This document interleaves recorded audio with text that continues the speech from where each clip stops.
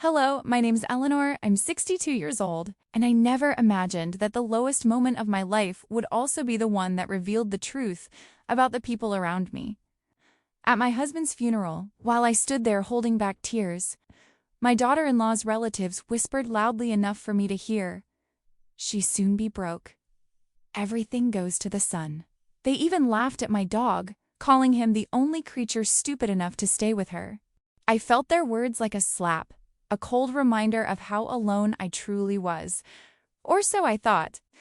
Because when the lawyer unfolded the will and began to read, every single face in that room froze, as if lightning had struck. What they expected wasn't even close to what Harold had actually written.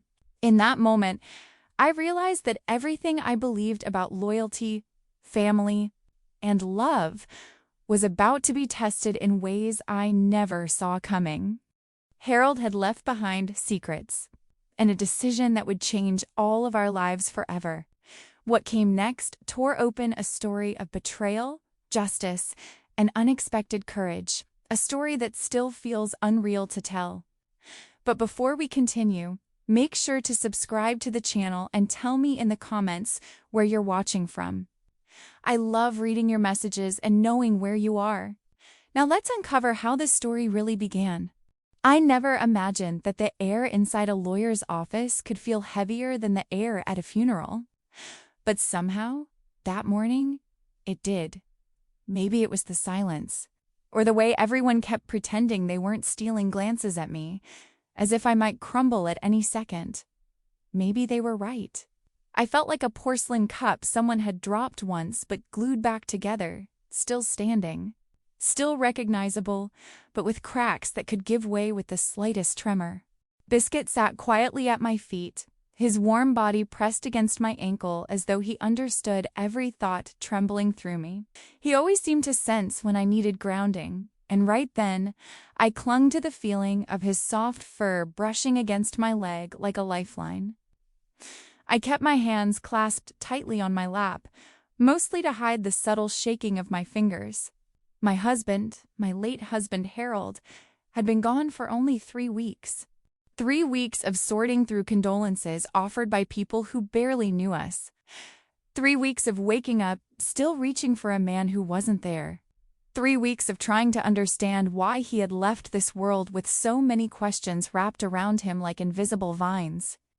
And now here we were, gathered in this room lined with shelves of legal books that looked too thick to ever be opened, waiting to hear his will. His last words to us, his final choices.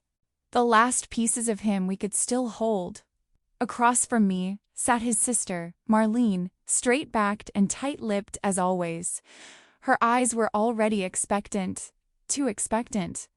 She had been circling around me like a hungry hawk since the funeral, constantly asking when the lawyer would call, dropping comments about family rights with that sugary tone she used when she wanted to seem innocent. She wasn't, not even close. I didn't even try to meet her gaze. I focused instead on Biscuit's steady breathing, on the muted ticking of the wall clock, on the faint scent of old paper and polished wood, anything but her. The lawyer, Mr. Wallace, finally cleared his throat. He was an older man, gentle in his posture, with the kind of eyes that softened when they landed on someone grieving. He looked at me first, offered a small, reassuring nod, then began unfolding a set of papers with the kind of care someone uses when handling fragile history. "Thank you all for coming," he started, and my stomach turned with a nervous twist. "We are here to read Harold Dawson's last will and testament." For a moment, I stopped breathing. It felt like Harold himself had walked into the room and placed a hand on my shoulder, warm, familiar, and heartbreaking. I held that feeling tightly, even as it hurt. Mr. Wallace continued reading formal words, dates, details that blurred together. I tried to listen, I really did, but grief makes concentration feel like trying to grasp smoke. It wasn't until I heard my own name that everything snapped sharply into focus. To my wife, Eleanor. My heart thudded once, a heavy, echoing beat. I leave our home, the joint savings, and all personal possessions we accumulated together. I blinked, swallowed hard, nodded slightly. That made sense. That was what any husband would leave to a wife after decades of marriage. But something felt off. I couldn't explain it, I just felt it like a cold draft seeping through a closed window. Biscuit lifted his head and pressed it lightly against my calf, as though he could sense it too. And Wallace went on, "I leave to my sister, Marlene, the remainder of my estate." My head snapped up. The room seemed to tilt for a second. "What remainder?" I whispered, before I could stop myself. Mr. Wallace removed his glasses and polished them nervously. That was my first warning. Lawyers didn't remove their glasses unless something was very wrong. There are several assets, accounts, and investment funds that Harold designated separately, he explained carefully. These are being transferred to Marlene. I felt my breath catch in my throat. Assets? Accounts? Investments I didn't know about? After a lifetime of shared decisions, shared bills, shared everything, my voice trembled despite my efforts to steady it. That doesn't make sense. Harold and I handled everything together. Marlene cut in with a sickeningly sweet smile. Maybe he trusted me more with some things, dear. Nothing wrong with that. The words slithered across the room like oil. My chest tightened, not from the inheritance itself, money never mattered as much as honesty, but from the fact that Harold had hidden things from me. Things he had willingly handed to someone who barely tolerated me. Biscuit stood suddenly, pressing himself against my leg more firmly. A small growl rumbled in his throat. He never growled. Never. I reached down and stroked his head, trying to calm both of us. My hand shook badly. The lawyer continued, outlining the legalities, the transfers, the clauses.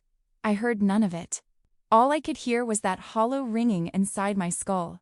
The sound grief makes when it tries to morph into something else. Fear, betrayal, confusion, anger.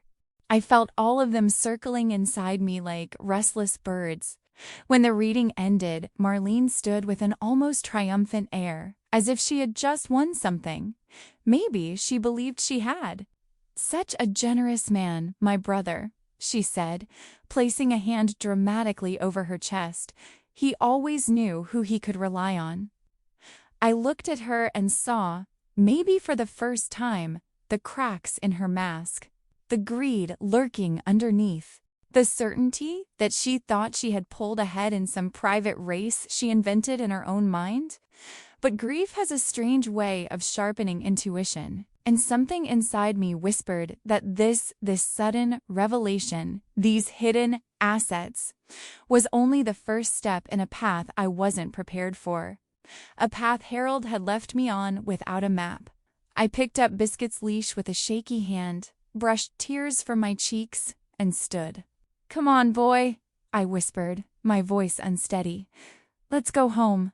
Biscuit stayed close to my side as we walked out of the office, his presence anchoring me, his loyalty reminding me that not everything had been taken from me. But as the door closed behind us, I had the distinct, chilling sensation that Harold's secrets were just beginning to surface, and that whatever waited beneath them would change my life forever. When I arrived home, the house felt unbearably quiet, too big, too hollow, too full of echoes I didn't know how to silence. I closed the door behind me with a soft click, but even that sound seemed intrusive, as though I'd disturbed something that preferred to remain still. Biscuit padded in beside me, following my movements with careful, watchful eyes, sensing the tremor running through me even before I fully admitted it to myself. "Just us again," I whispered, though my voice faltered. He pressed his warm body lightly against my leg, grounding me in a way nothing else could. I reached down and let my fingertips brush through his fur. It steadied me, but only barely. I didn't mean to walk toward Harold's study. My feet simply carried me there on their own, as if tracing a memory my mind hadn't caught up to yet. I paused at the doorway. The room felt untouched, preserved the way he always kept it. Curtains drawn halfway, a faint scent of cedar from the shelves, papers neatly arranged in strict order. This space had always belonged to him alone. In 40 years, I had only stepped inside when he called for me, asked for a file, or needed a pen. The study had been his sanctuary, and I had respected that boundary without question. Standing there now felt like stepping across a line he had drawn long ago, and the guilt of it twisted inside my chest. I took a deep breath and entered. The floorboards creaked softly beneath my feet, a sound that made my throat tighten. Biscuit followed closely, tail lowered, as if he too understood that this place held the weight of unspoken things. I sat at Harold's desk and felt my fingertips hover over the wood. My hands trembled, perhaps from grief, perhaps from fear, perhaps from the lingering sting of Marlene's smug expression at the lawyer's office. I didn't know what I expected to find, or even what I hoped not to, only that something inside me whispered that answers waited in this room. I opened the top drawer. It held only pens, rubber bands, paper clips, ordinary things that felt almost mocking in their neatness. The second drawer contained old receipts, tax files, small items Harold never got around to organizing. The third drawer stuck slightly, as if resisting my attempt to search further. I tugged on it harder than necessary, and it opened with a sudden jerk that startled me. Inside were documents I recognized, work contracts, correspondence with clients, invoices. Nothing unusual. Nothing that explained the cold draft still moving through my bones. My fingers brushed against the bottom of the drawer and I paused. Something wasn't right. The wood felt uneven. I pressed gently along the bottom panel, and a faint clicking sound broke the silence. A false bottom. My stomach dropped. I hesitated, exhaled slowly, then lifted the panel. What lay beneath didn't belong in the world Harold had shown me. A small leather journal, worn at the edges, the kind of object a person reaches for when their thoughts become too heavy to carry alone. And beside it, a flash drive plain, silver, unassuming, almost easy to overlook. But I couldn't overlook anything now. My hands shook harder as I lifted the journal. Biscuit stepped closer, leaning against my knee as if reminding me I wasn't alone. I opened the cover and Harold's handwriting stared back at my familiar. Steady, so painfully alive it made my heart clench. The first entry was dated 3 years ago. 3 years. My breath caught in a tight gasp I didn't fully release. I began reading, each word sinking into me like stones dropping into water. Derek and Tiffany have been stealing from the company. I have proof. I froze. My first thought wasn't disbelief. It was recognition. Confirmation of something I had seen in tiny fragments, dismissed glances, hushes in conversations, Derek's cutting remarks whenever I entered a room he didn't want me in. All the times he'd brushed off my concerns. All the times he smirked when I offered advice. All the times he called me just a housewife while pretending it was a harmless joke. But Harold had known, and he had carried this knowledge alone. A soft sound escaped, me part gasp, part sob. Biscuit immediately placed his chin on my lap, a silent offering of comfort. I rested my hand on his head, feeling my tears drip onto his fur, onto the journal pages, onto the truth I had never asked for but needed desperately. I always believed in him, Biscuit, I whispered through a shaky breath. I always thought he'd come around. I thought maybe one day he'd see me differently, respect me, listen. Biscuit let out a low whine and nudged my hand, urging me to continue. So I turned the page. And then another. Entry after entry revealed more Harold's fears, his attempts to confront the situation, his hope that things would resolve without destroying the company, his growing anxiety as the theft worsened. He had carried all of this while sitting across from me at breakfast, while holding my hand during walks, while pretending everything was still safe. The weight of it made my chest ache. My fingers traced the final entry, dated only weeks before his death. The ink looked slightly smudged as if his hand had trembled too. Eleanor, if you're reading this, I'm sorry I didn't tell you sooner. The flash drive contains everything you need. Use it wisely. I pressed my palm against my mouth to keep a sob from breaking loose. It still escaped, a fractured sound that felt like it didn't belong to me. Tears blurred the ink, blurred the room, blurred everything except the sense that Harold had spent his last years trying to protect me and failing to protect himself in the process. I clutched the journal to my chest and closed my eyes. I didn't know whether I was grieving him, grieving the truth, or grieving the version of my life I thought I had. Maybe all three. A sudden knock shattered the moment. I jerked upright, heart slamming against my ribs. Biscuit barked sharply, standing between me and the door like he had sensed danger before I had. The knock came again, louder this time. I wiped my cheeks with unsteady hands and moved to the window beside the study. When I pulled back the curtain, my breath froze in my throat. Derek stood on my porch. His jaw was clenched, his posture rigid. His eyes locked onto the door with an insistence that made my skin crawl. "Eleanor?" he shouted, pounding once more. "Open up! We need to talk!" Immediately. Biscuit growled low, a sound I had rarely heard from him. And as I stared at Derek's silhouette through the glass, the truth settled cold and heavy in my stomach. He knew, or sensed, or feared. Either way, everything had just changed. When I opened the door, Derek didn't even wait for me to step aside. He brushed past me with the kind of entitled arrogance he'd perfected over the years, as if the house were his, though he never once lifted a finger to care for it. Tiffany followed him inside, clutching her glossy designer bag against her chest like it contained her last remaining nerve. I felt Biscuit press against my leg, small but solid, his presence grounding me as my son's voice thundered into the living room. "Mother, we need to talk about this ridiculous will." Dad wasn't in his right mind. His tone was sharp, impatient, like he was scolding a stranger who inconvenienced him. Not a grieving son. Not a man who'd just buried his father. I took a breath, soft but steady, letting it settle into my ribs. For a moment, the air around us felt charged, humming with an old ache I had learned to quiet.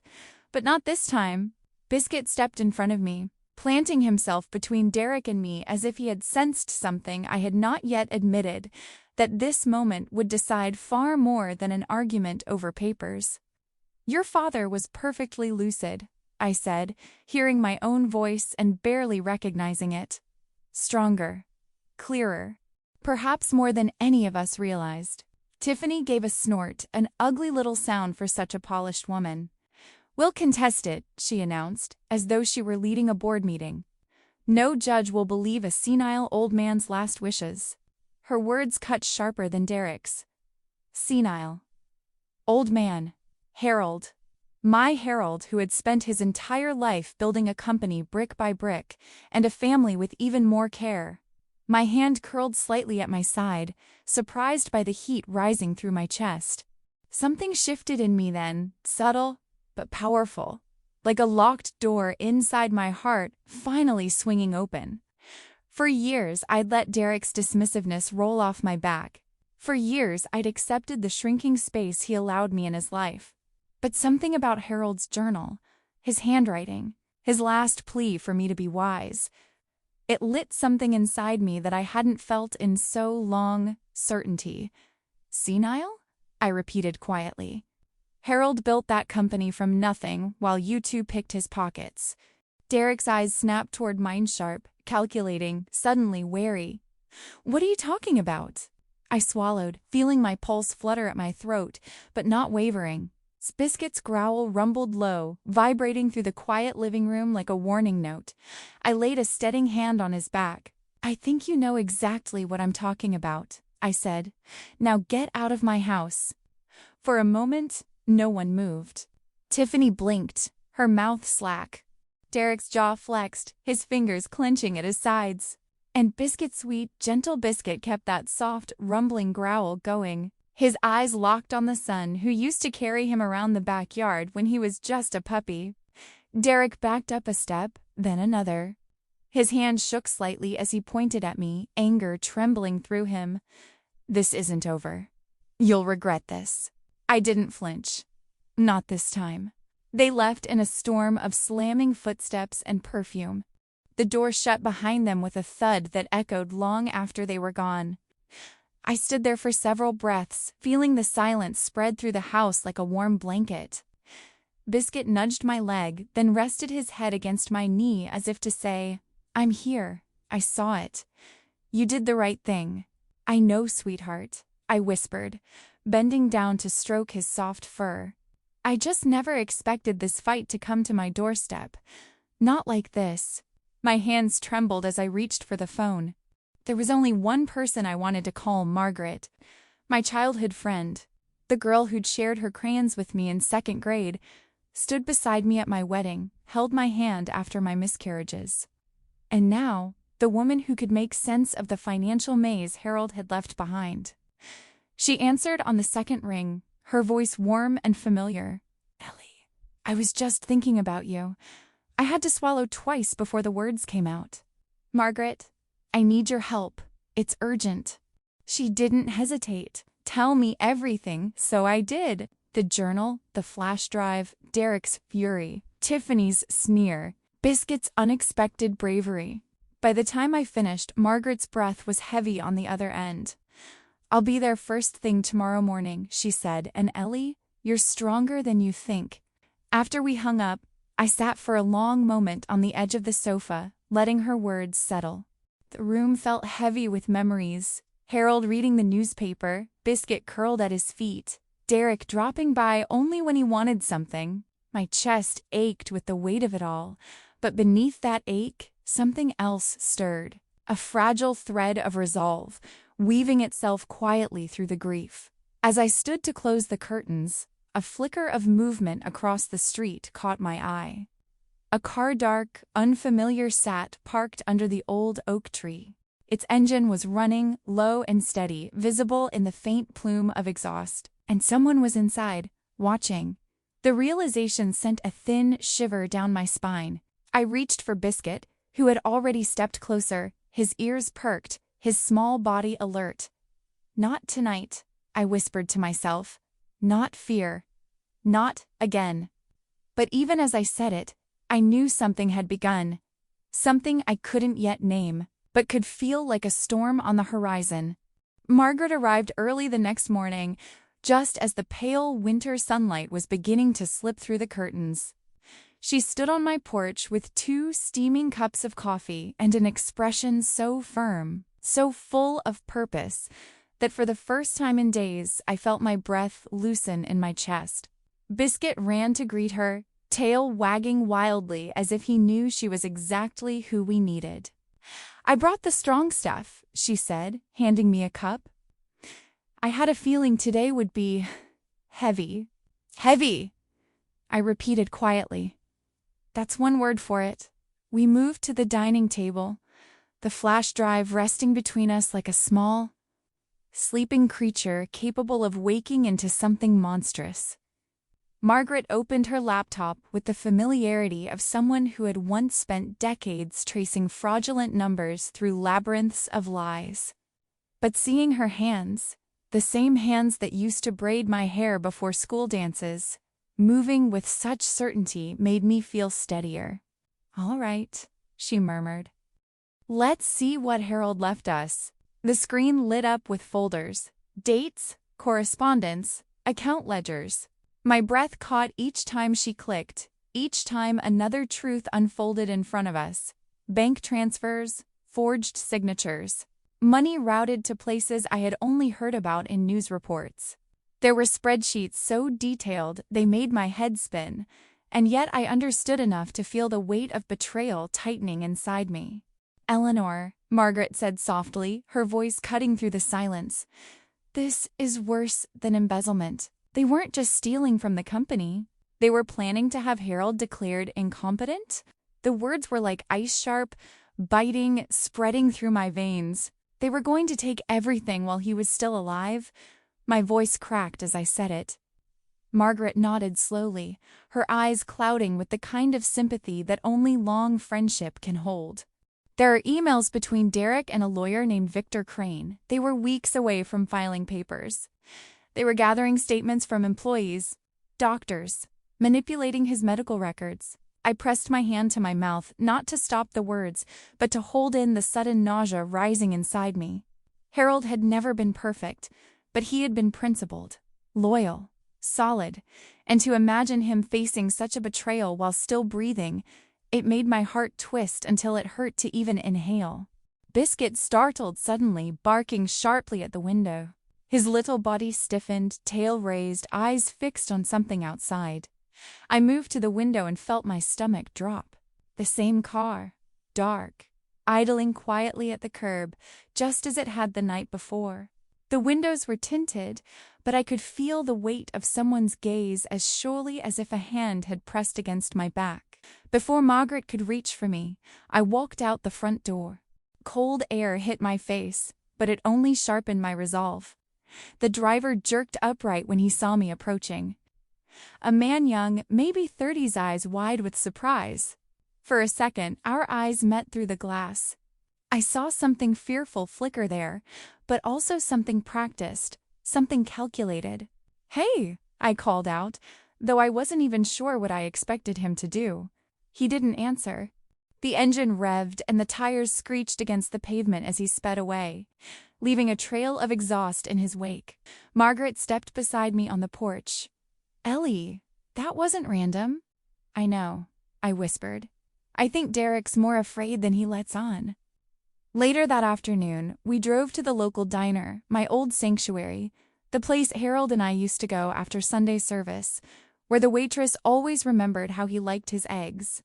I didn't know what I expected to find, but walking through those doors felt like stepping into a world where I wasn't drowning. Betty from the garden club was already there, sitting with her usual lemon pie and knitting bag. When she saw me, her eyebrows shot up, and she reached out with both hands. "Eleanor! Lord, it's good to see you. I'm so sorry about Harold." She hesitated, studying my face. "You look like a woman carrying too much." I sat beside her, and Margaret took the seat across. I told them pieces, only the parts I could say without letting my voice shake too much. Betty listened, her jaw tightening. "I always thought there was something off about that Tiffany," she muttered, jabbing her fork into her pie.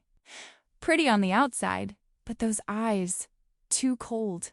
Before I could reply, a familiar figure slid into the booth next to Margaret Sam, the retired detective who'd lived in our neighborhood for years.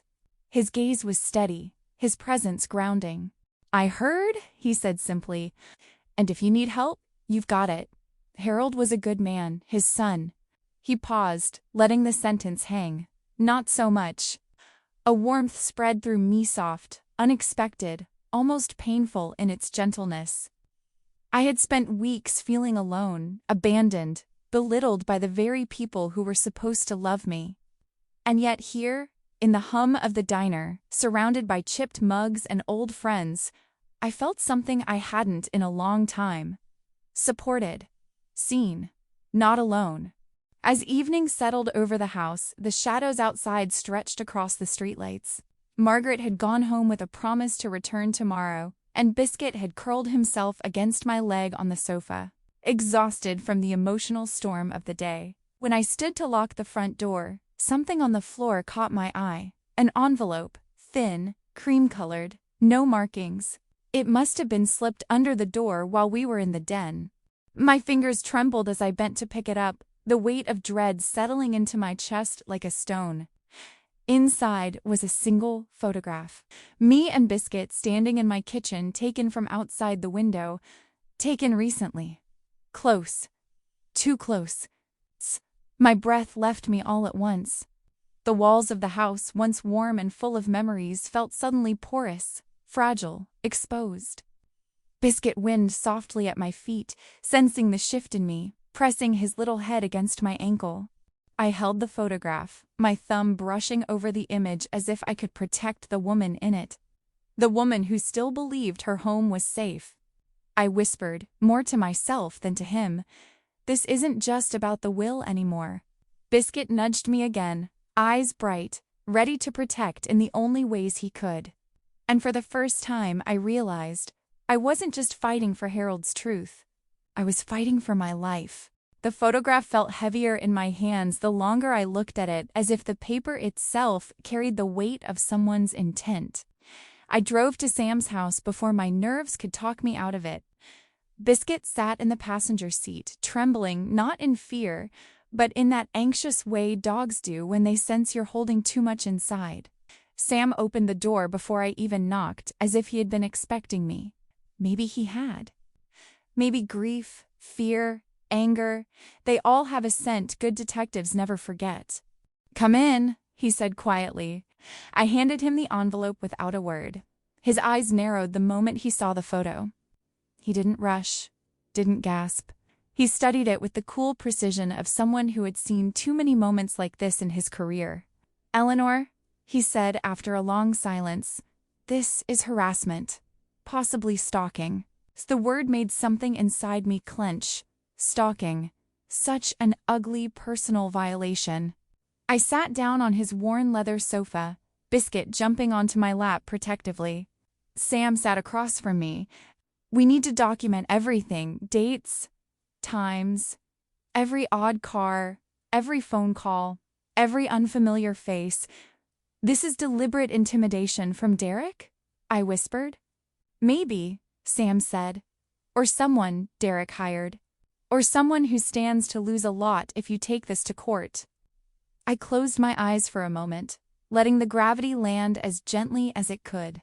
Biscuit nudged his nose under my hand, grounding me in the simplest way: warmth, presence, unconditional loyalty. By the time I returned home, news had already spread faster than I could keep pace with.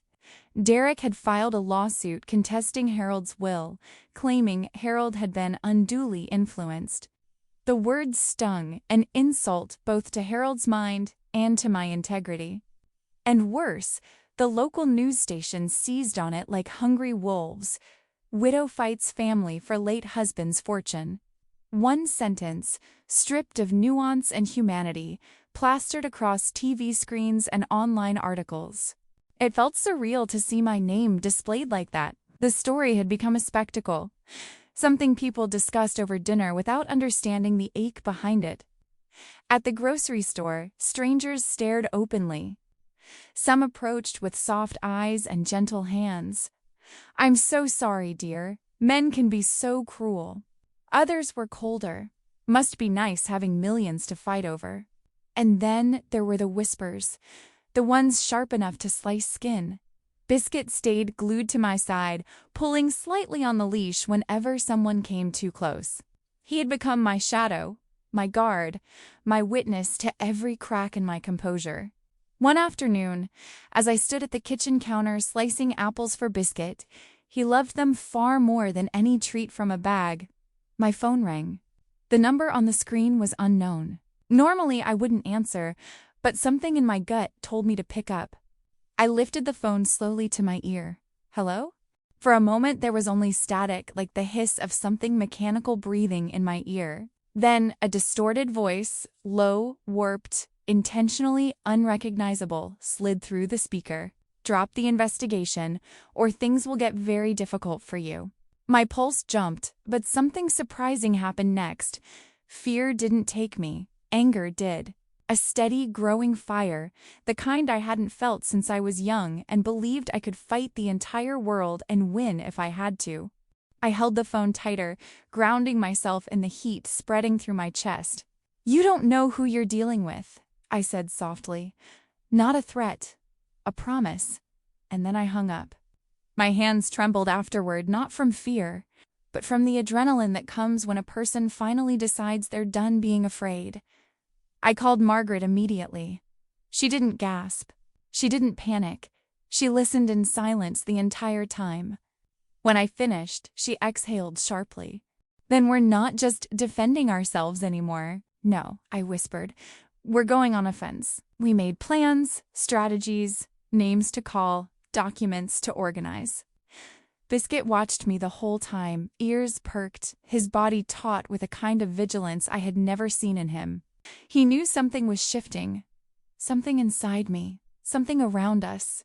That night, I placed Harold's old baseball bat beside my bed. It felt strange, relying on something so physical for protection, but the weight of it gave me a sense of control I badly needed. Biscuit lay curled at my feet, twitching occasionally in dreams, his paws brushing against my legs as if reminding me he was still there. I drifted into sleep slowly, unrestfully, every sound in the house feeling louder than usual. The clock ticking, the wind rattling against the old trees outside, the faint hum of the refrigerator, and then, at 3 a.m., a sound that didn't belong. A faint metallic clink, the subtle squeak of a hinge. Biscuit jolted awake first, erupting into a sharp, frantic bark, his body launching off the bed like a shot fired from a cannon. My eyes flew open. Someone was at the back door, trying to open it. The handle twisted. The wood creaked. My breath froze in my lungs. In that moment, time didn't move forward. It thickened around me. All I could hear was Biscuit's furious barking, the rapid pound of my heartbeat, and the unmistakable, slow, deliberate turning of a doorknob that should have been untouched by anyone but me. I reached for the baseball bat with trembling fingers and stepped into the dark. The police arrived faster than I expected, lights slicing through the darkness like desperate signals from another world. I stood in the kitchen holding Biscuit close, my hands shaking so hard I could barely keep him steady. He growled in short, broken bursts, his body still wound tight with the kind of fear only animals can fully understand. Officer Martinez, a young woman with sharp, attentive eyes, crouched beside the back door. She examined the lock with a flashlight, her brow tightening. "Mrs. Winston," she said, rising slowly, "the lock is damaged. Someone tried to force their way in." Hearing it aloud made everything feel colder. I wrapped my arms around myself, though it did nothing to stop the tremor running through me. Biscuit pressed against my leg, as if trying to hold me up. I woke up to the sound," I whispered. Biscuit heard it first. Officer Martinez nodded with genuine concern. "Given everything you've told us tonight, and your current situation with the lawsuit and the threats," her voice softened, "I'd recommend getting a full security system installed. Cameras, floodlights, maybe even reinforced locks." I swallowed hard, the suggestion confirming something I didn't want to admit. "You think they'll come back?" Her eyes didn't waver. "I think you shouldn't be alone." Something in me broke a little at that, not out of fear, but because it had been so long since someone spoke to me with that kind of protective sincerity. She handed me a card with her personal number. "Call if anything feels wrong. Anything." I thanked her, though the word felt too small for what she offered. Margaret arrived at my house before sunrise the next morning, holding a duffel bag and 2 coffees. "I'm not letting you stay here alone, Ellie," she said in a tone that allowed no argument. She moved into the guest room with the kind of efficiency only lifelong friends possess. Betty began calling every morning 7 a.m. without fail. "Just checking you're still breathing," she'd chirp, though beneath her teasing was worry edged with steel. Sam, meanwhile, went quiet. Too quiet. Which meant he had found something. He came by one evening carrying a manila folder and a look that told me whatever he discovered wasn't going to be easy to hear. Biscuit trotted over and nudged his hand, sensing tension. Sam sat down heavily, spreading several documents across my kitchen table. "This," he said, pointing to a marriage certificate, "is Tiffany." I frowned. "Yes, no," he corrected gently. "This is Patricia Hobbs." The room seemed to tilt. I sat down slowly, my breath catching. Her name isn't—" I tried to speak, but the words tangled in my throat. Sam nodded, his expression grim. "Tiffany is an alias, a good one, but not perfect." He slid forward several more documents, photographs, court records, clippings from old newspapers. "She's done this before," he continued. 3 times. Married older men. Wealthy men. Every one of them ended up financially ruined." He hesitated, his jaw tightening. Or worse. A chill spread through me like poison. Biscuit whined under the table and pressed his nose against my knee. Derek doesn't know? I whispered, though part of me already knew the answer. Sam rubbed a hand over his face. I'm not convinced he cares. Not when she's bringing him money, access, whatever he thinks he's owed. The betrayal twisted inside me in a way I didn't expect. Not because I still wanted to protect Derek, not after everything he'd done, but because Harold had deserved so much better from his own son. Sam rested a reassuring hand over mine. This gives you leverage, Eleanor. I nodded slowly, though a deep ache spread through my chest. Revenge wasn't what I wanted. Not truly. What I wanted was my life back, my peace, my sense of safety, my husband's name cleared. But leverage meant protection, and protection meant a chance to survive what was coming. By the next afternoon, I had made up my mind. I called Derek. We need to talk, I told him. At the town library. Tomorrow, 3 o'clock. He hesitated before agreeing, suspicion leaking through the phone line like static. The next day, I arrived early, choosing a table far from the main entrance, but close enough to be seen by the librarian. Biscuit sat beside me, calm but alert, his head resting against my leg. I ran my hand over his fur slowly, grounding myself in the softness, the warmth, the familiarity. Derek arrived late, of course. Tiffany Patricia wasn't with him. I wasn't sure if that comforted or unsettled me. He sat across from me with a false confidence that collapsed the moment I slid the folder toward him. He didn't touch it at first. His eyes flicked between me and the manila edge, something primal and nervous surfacing beneath his polished exterior. What's this supposed to be? He muttered, open it. He did, slowly, and when he reached the second page, his face drained of color. Where did you get this? He whispered, the slightest tremble threading through his voice. The same place I got everything else, I said quietly, including the documents proving what she's done before. He swallowed hard. This is private. You have 48 hours to drop the lawsuit. He stared at me, jaw clenching, breathing shallow. Or this goes public. He let out a weak, nervous laugh. You're bluffing. You don't have the stomach for something like this. I stood slowly, smoothing my jacket with a calmness I didn't truly feel. Biscuit rose beside me, the soft click of his nails on the library floor sounding almost ceremonial. I looked Derek directly in the eyes, and for the first time, he looked away first. Try me, I said. And then I walked out, Biscuit matching my steps perfectly, the soft hum of the library fading behind us as something stronger stirred inside me resolve, and the faintest spark of hope. Eleanor had expected Derek to hesitate, to retreat, to at least blink at the truth she'd placed in front of him.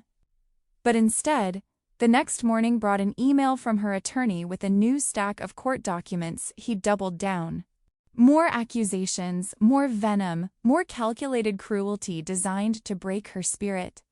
She sat at her kitchen table, the documents trembling in her hand. Biscuit rested his head on her knee, his warm nose nudging her as though he sensed her unraveling. The words were printed in stark black ink, but they felt carved into her chest. Eleanor Winston emotionally and physically abused her late husband. She isolated him from friends and family. She manipulated his fragile state for financial gain. Each sentence was a blade, sliding between ribs with a familiarity only betrayal could possess. She loved Harold, truly loved him, through every ache of aging, through every quiet morning coffee, through every weathered argument and reconciled evening. To read these lies felt like someone had broken into her memories and smeared poison across them. Why would he do this? Her voice cracked, barely audible. Margaret stood beside her, jaw tight, hands balled into fists. Because Tiffany wants the money, and Derek wants whatever Tiffany wants. That woman has her claws in him. But the lies cut deeper than greed. Derek was not just some adversary, he was someone she once taught to ride a bike, someone who used to sneak Harold's tools out of the garage and blame imaginary raccoons. Someone who used to hug her so tight she thought her ribs might crack. And now he was painting her as a monster. Biscuit whined softly, then pressed his entire body against her leg. He hadn't eaten since morning, refusing to leave her side even when Margaret tried luring him with treats. He sensed something collapsing inside her, the quiet grief that comes not from fear, but from a wound shaped like someone you once loved. Margaret spent the afternoon digging through the documents, fingers moving fast, eyes narrowing as she followed the threads of Derek's new claims. Suddenly, she stopped. "I found something," she said, voice sharp. "Look at this name." Eleanor leaned in. "Janet Marlowe, Harold's hospice nurse?" She gave a sworn statement. Eleanor's breath caught. Janet had been gentle, patient. She used to bring Harold lemon drops and hum along to the old jazz station he liked. She held his hand on the nights he drifted in and out of lucidity. "She says you isolated Harold, refused visitors, berated him. Eleanor. She says you withheld medication." Eleanor gasped as if struck. "She betrayed him while he was dying," she whispered, the words hollow, almost not hers. Harold trusted Janet. Eleanor trusted her. To realize Janet had taken money to rewrite reality twisted something deep inside her.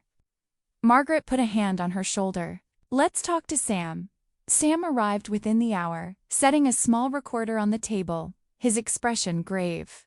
"Let me see the documents." He read in silence, jaw tightening. "This isn't Janet's writing style. Something's wrong. Let me talk to her." 2 hours later, Sam called back, voice steady but carrying the weight of someone who had seen too much of the world's ugliness. "She broke," he said. "The moment I told her what Tiffany planned to do with her statement, she confessed everything." Eleanor held her breath.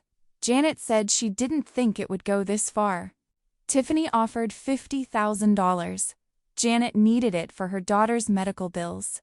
She made a terrible choice, but she regrets it, Eleanor. She agreed to recant. She agreed to testify against Tiffany. The relief barely had time to bloom before it was crushed, because the night before Janet's deposition, she vanished. Sam called Eleanor at dawn, his voice strained. "Her phone is off. Her car is gone. No one's seen her." Eleanor stood in the quiet kitchen, the morning light turning the walls a soft gold that felt mocking.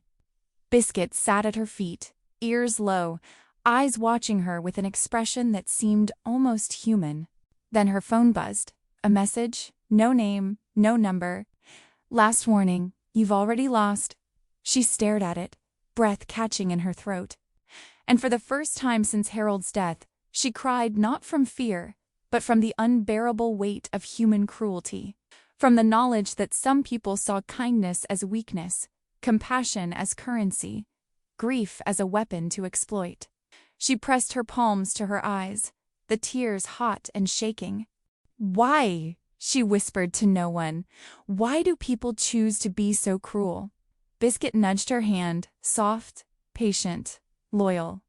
Then he licked the tears from her cheeks, tail wagging slowly, as though to remind her that not all bonds break. Eleanor let out a long, shuddering breath. "We're not giving up, boy," she whispered, touching his fur. "Not now. Not ever." The door slammed open. Margaret rushed in, out of breath, hair wild, holding a large manila envelope. "Eleanor, you're not going to believe this. What is it?" Eleanor rose slowly, wiping her face. "Janet." She must have known she might back out or be forced to. She mailed copies. Margaret held up the envelope, shaking it slightly. Everything. The original documents, the payment records, the texts from Tiffany. Eleanor blinked in disbelief. She mailed them? To whom? To her sister, and her sister overnighted them to us. Eleanor reached for the envelope with trembling hands. It felt warm, heavy, like hope, like resistance. Like the first stone placed in a foundation she had thought was crumbling beneath her feet.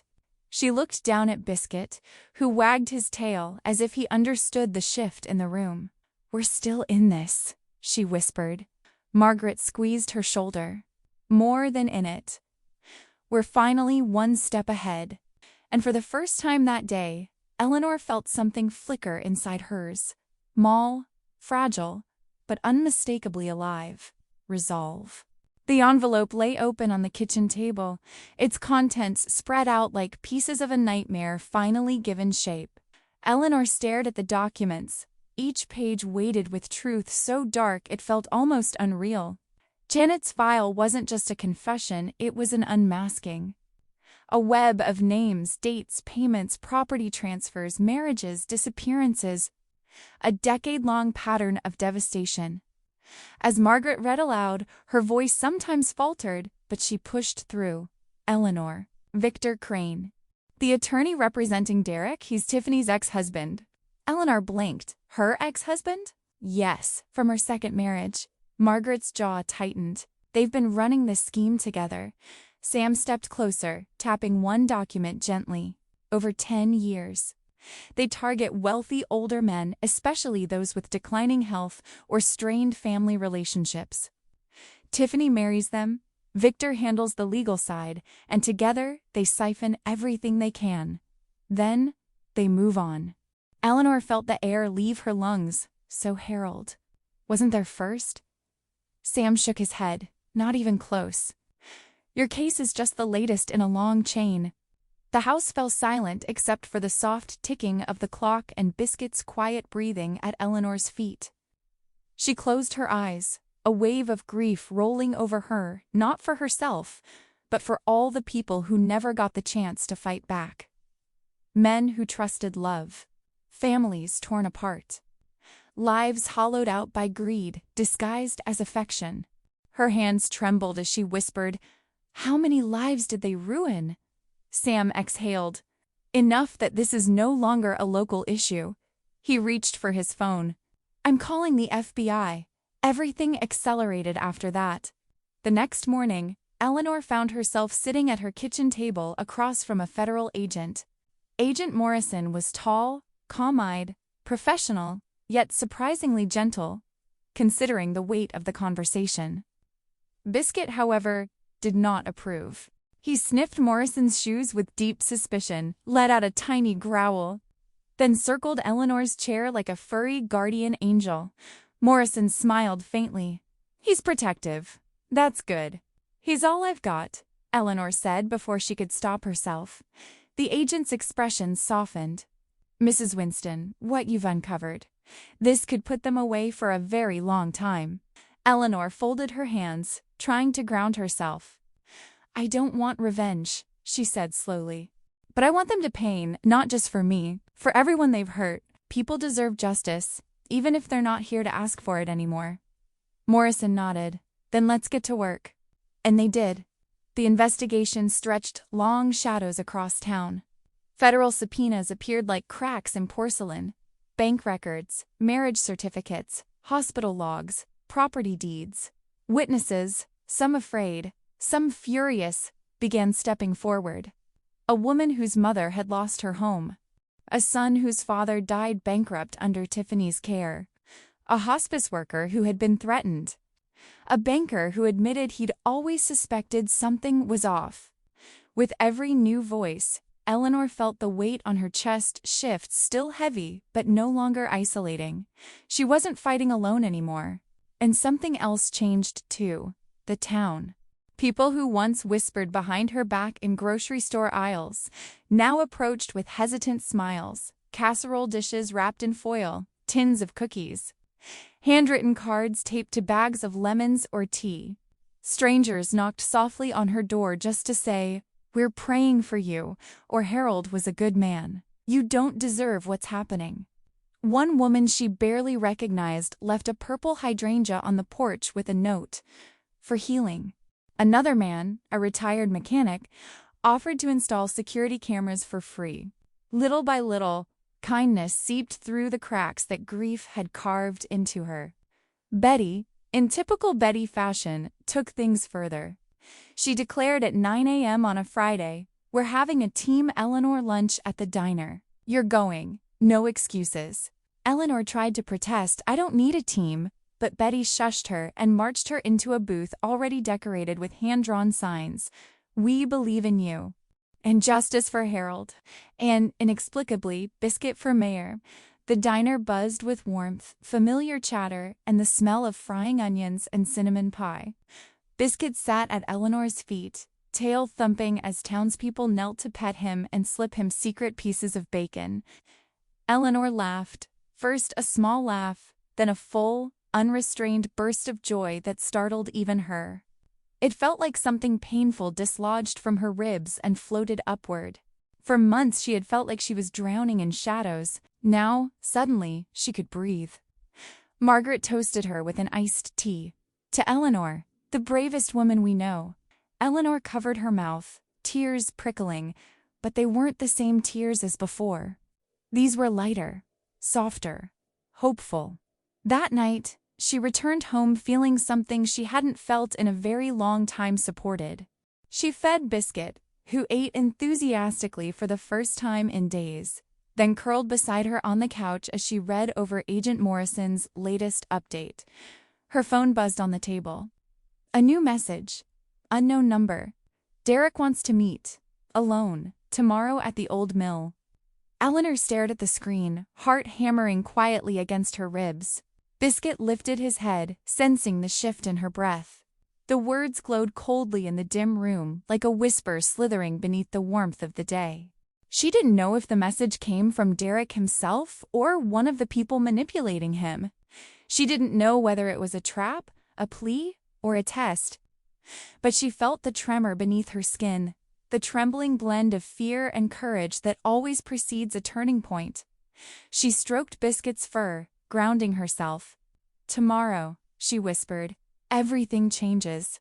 The old mill sat at the edge of town like a rusted skeleton, its broken windows catching the late afternoon light and scattering it in fractured beams across the gravel.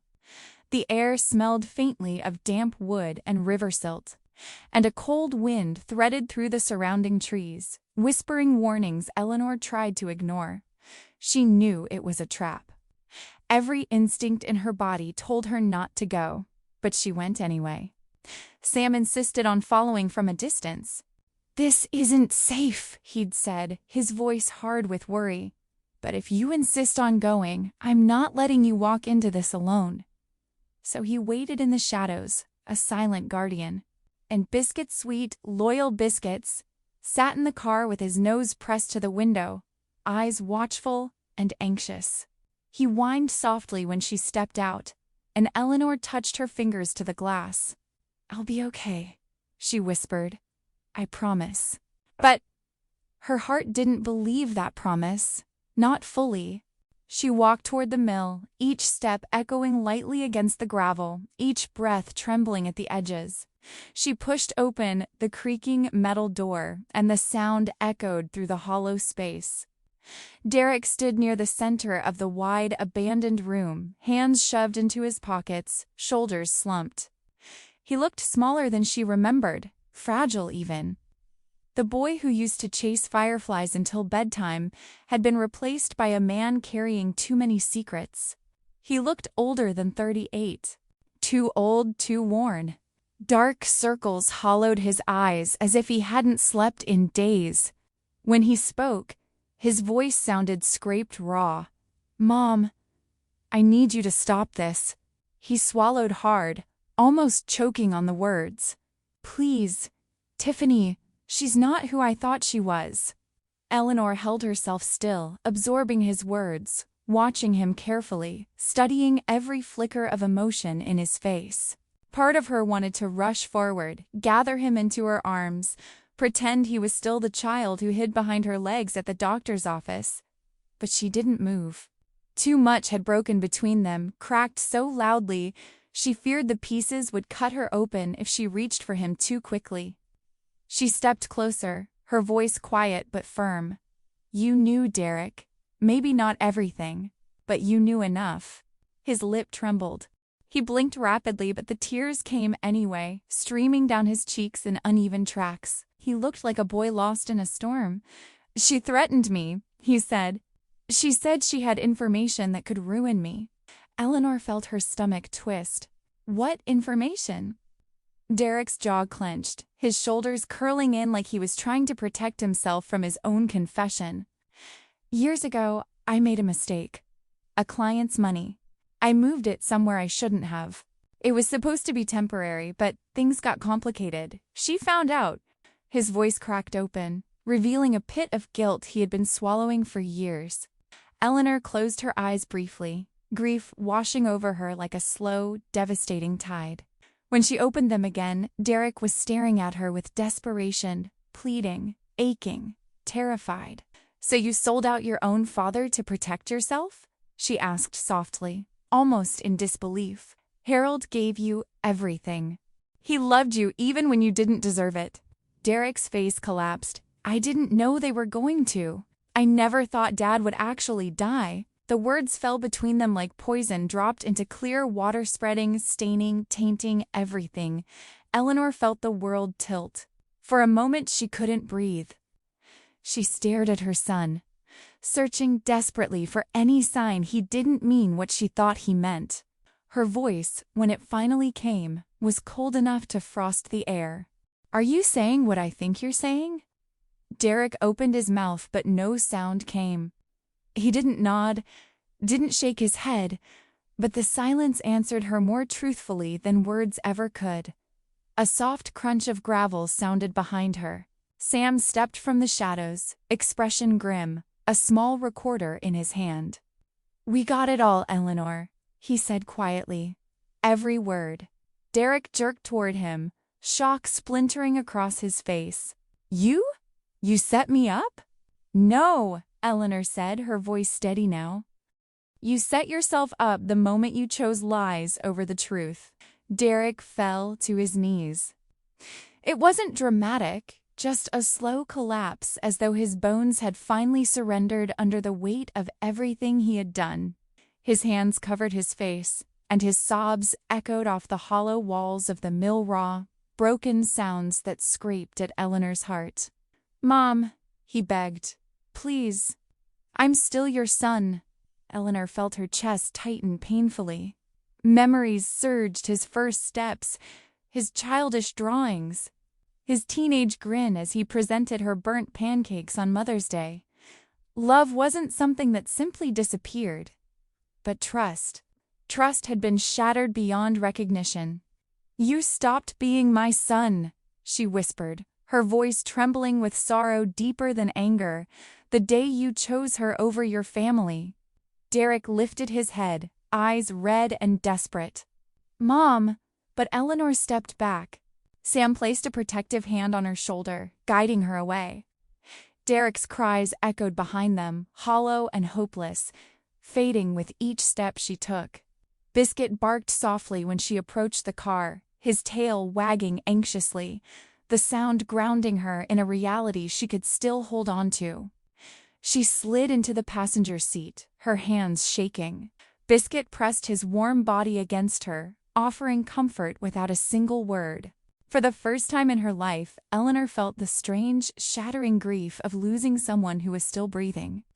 And yet, beneath the sorrow, another feeling stirred.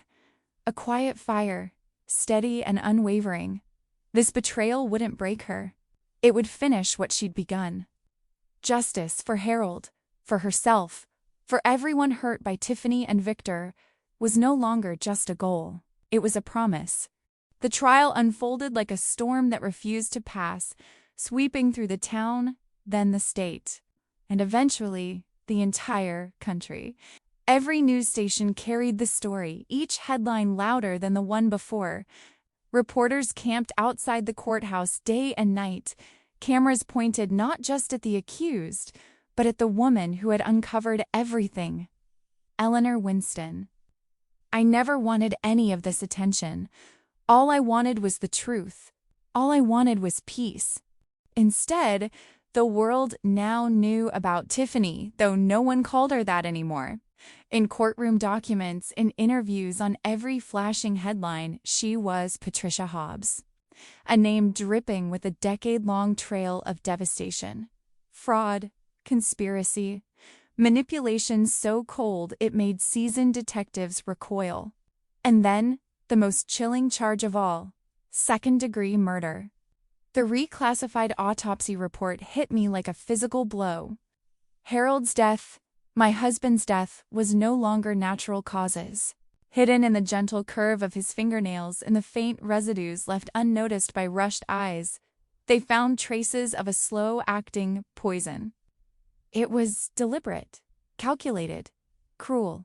I remember sitting in the courtroom as the medical examiner described the symptoms: fatigue, dizziness, weakness, and suddenly all of Harold's last weeks came rushing back. The way he struggled to catch his breath, the way he said he felt strange after meals when I hadn't been the one to cook, the nights when he said he felt foggy as if his mind was slipping. I had blamed stress, age, anything but this. Across the courtroom, Patricia stared ahead, her expression unreadable, her posture perfectly still. It made my skin crawl. Then Derek took the stand. My son looked small, almost fragile in the witness box, wearing the standard suit issued to federal inmates awaiting sentencing. His hands shook noticeably. He wouldn't look at me. Not once. His testimony came out haltingly, with long pauses, deep breaths, and trembling confessions.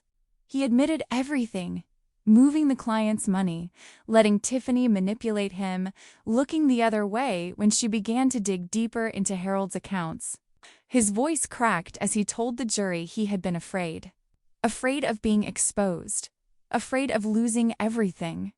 Was it worth it? The prosecutor asked. Derek's face crumpled. No, he whispered. I lost my father.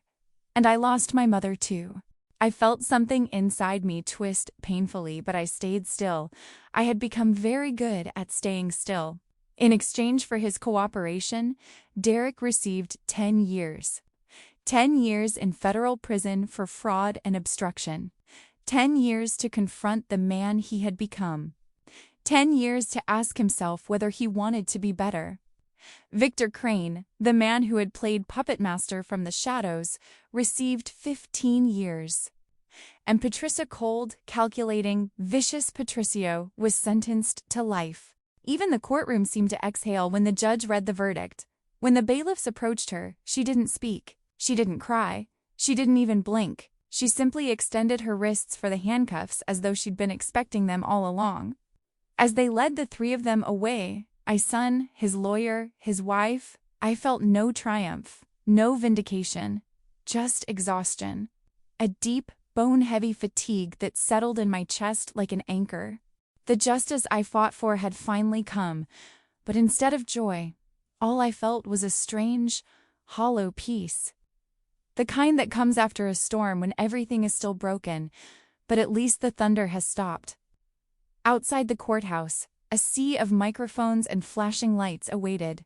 Reporters shouted my name, calling out questions, begging for statements.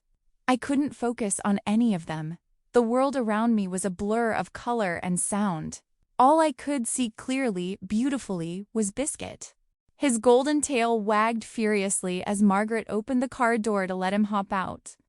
He bounded toward me in happy, clumsy leaps, and I dropped to my knees before he could even reach me. My hands disappeared into his warm fur. My forehead pressed to his neck. And the moment his familiar scent filled my senses, everything inside me softened. "We did it, boy," I whispered, my voice breaking. Harold would be proud. Biscuit nudged my face, licking my cheeks as if wiping away the last ghosts of the past year. Months passed, and life slowly rebuilt itself in quiet, gentle ways. One morning, I woke up and realized I felt stronger than I had felt in years. Not healed, not entirely, but growing, rooting, beginning again. The garden behind the house burst into color, as if celebrating my return to the world. Roses bloomed defiantly. The lavender finally took root. Harold used to tease me that I talked to the plants more than I talked to him. Now, tending the garden felt like a way of talking to him still, a way of keeping him close. I used part of Harold's estate to build something new, something meaningful, a victims' advocacy center in his name. A place for people who had been manipulated or trapped or hurt by schemes like Patricia's. A place where truth mattered. A place where someone would finally listen. On warm afternoons, Betty and Margaret sat with me on the back porch, sipping lemonade, swapping stories, laughing at jokes that weren't even funny. Biscuit chased butterflies across the yard, utterly delighted by his own clumsy enthusiasm. The sky stretched endlessly over Tennessee, soft and blue and forgiving. One evening, as the sun melted into gold against the horizon, I tilted my head back and whispered, "I kept my promise, Harold." And for the first time, the words didn't hurt. They didn't feel heavy. They felt like freedom. Then the phone rang. I recognized the number immediately. Federal prison. My stomach knotted. I hesitated, fingers trembling above the receiver, then forced myself to answer. "Hello?" For a moment, there was only silence. Then Derek's voice, small and shattered. "Mom, I'm sorry. Not defensive. Not manipulative, not blaming, just broken." I closed my eyes, letting the breeze move gently through my hair. I took a slow breath. "I know," I said quietly, "but sorry isn't enough. You need to become someone who deserves forgiveness." There was a soft, aching sound on the other end, a sob maybe, or just breathing. Then the call disconnected. I lowered the phone, feeling no anger. Only a deep hope that somewhere behind those prison walls, my son would finally choose the right path. Biscuit trotted up beside me, nudging my hand with his warm, reassuring head. I scratched behind his ears and found myself smiling, really smiling. For the first time in years, tomorrow felt like a beginning. And if you want to follow more stories like this, filled with truth, resilience, and the power of starting over, don't forget to subscribe to the channel.